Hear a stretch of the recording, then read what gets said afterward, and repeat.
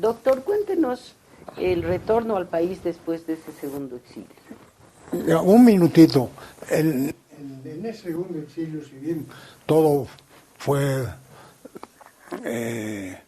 agradable, mis clases en la universidad, escribí varios libros, pero también en ese tiempo falleció el hijo mayor y mi mamá. Y ahí sucedió un acontecimiento muy curioso. Cuando mi mamá estaba ya en el último trance de su vida, ¿no?, logré que me dieran permiso para regresar a Bolivia y me dieron por 8 días.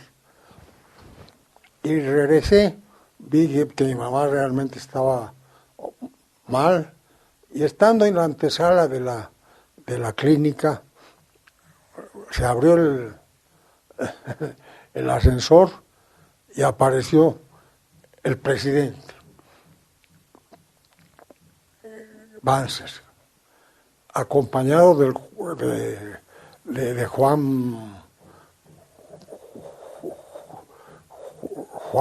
Juan Pereira. Juan Pereda, que era su ministro de gobierno. Banzer venía a visitar a mi mamá, porque mi mamá no había dejado Banzer no había dejado de visitarla, ¿no?, pese a las circunstancias personales mías.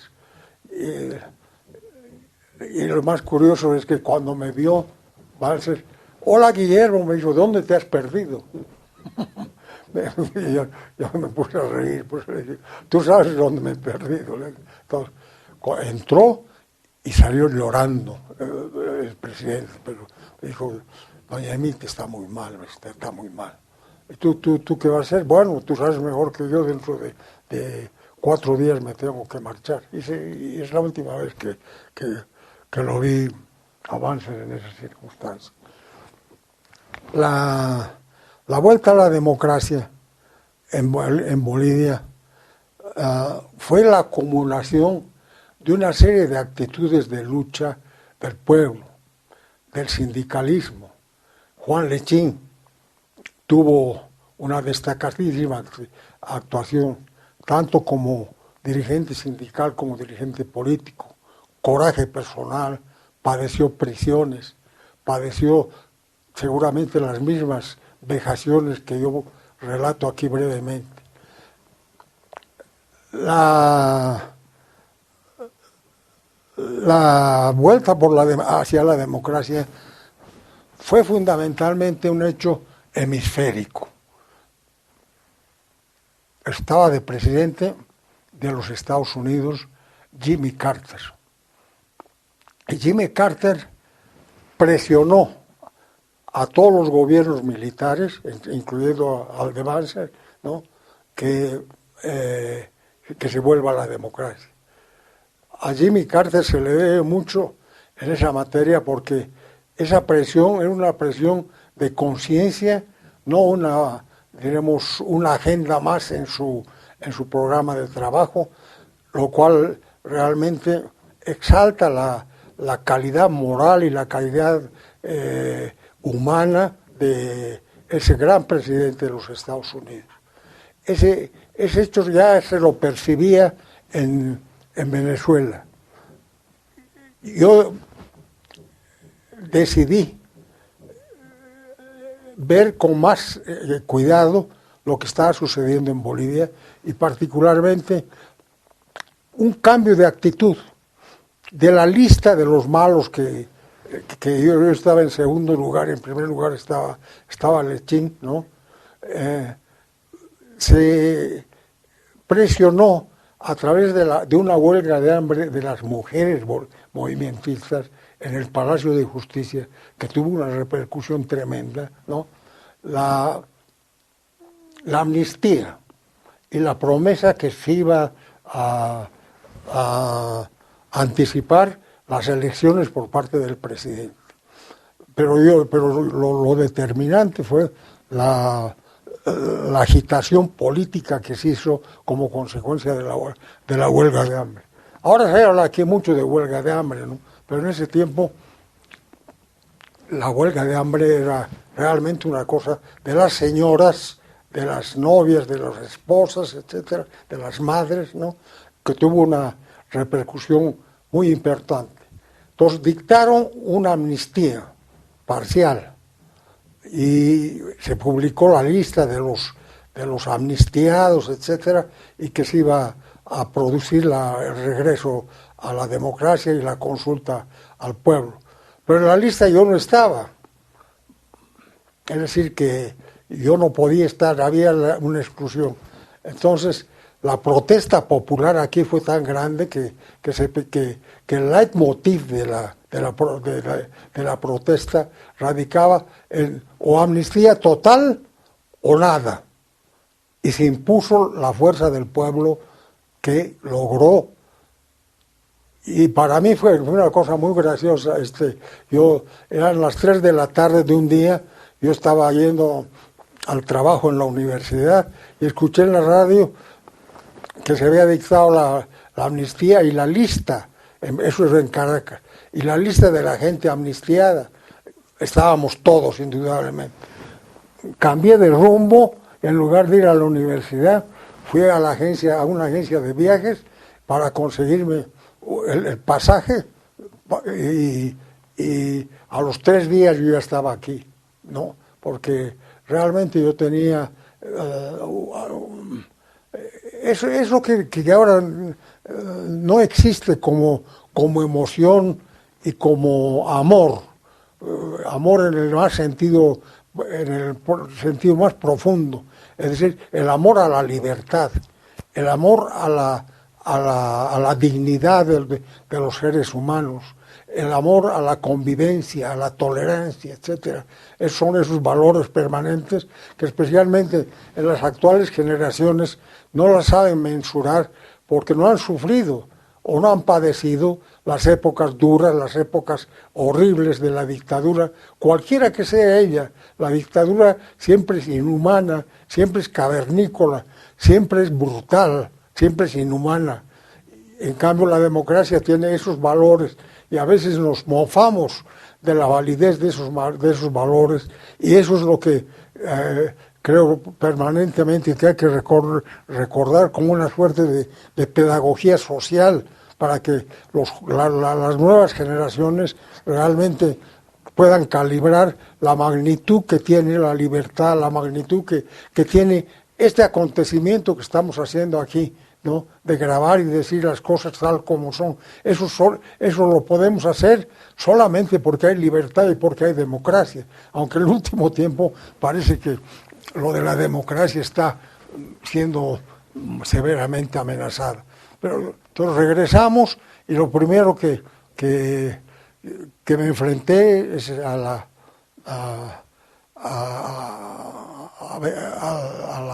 ver el partido. Lamentablemente el partido estaba escindido, el odio entre Paz y Siles era tan grande que no se podía unificar como había sido el motivo del famoso abrazo de Lima, ¿no? Y ahí surgió precisamente el MNRI con Siles, que él había encarnado realmente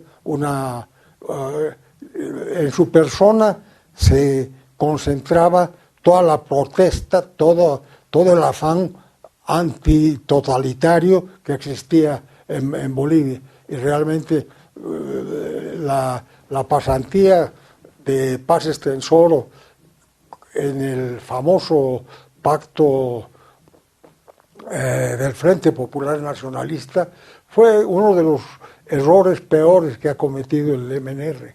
Yo creo que fue el más grave error que ha cometido en la vida, el que Paz Estenssoro se alíe en la forma como se hizo con Banzer, equivocándose de interlocutor sin haber analizado qué cualidades humanas tenía el general Banzer, que el general Banzer era fundamentalmente un dictador, y esa palabra que parece expresar poco, expresa mucho de contenido desde la perspectiva de lo que es la libertad y de lo que es la razón de ser de la vida, ¿no?